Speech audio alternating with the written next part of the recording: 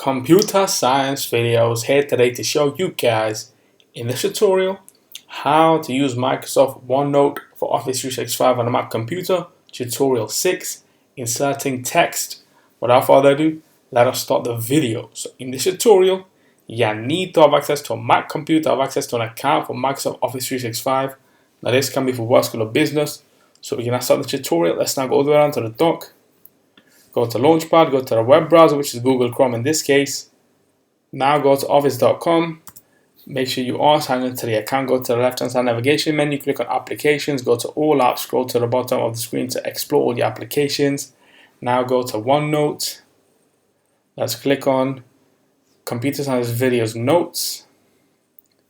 And now we already have a section, within the section, a page on where we have started writing notes. So in the previous tutorial, I did insert an image.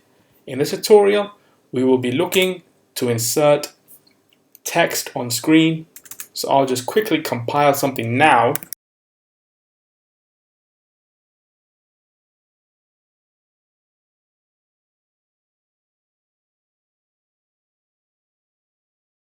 So this is the introduction to every video, how I start.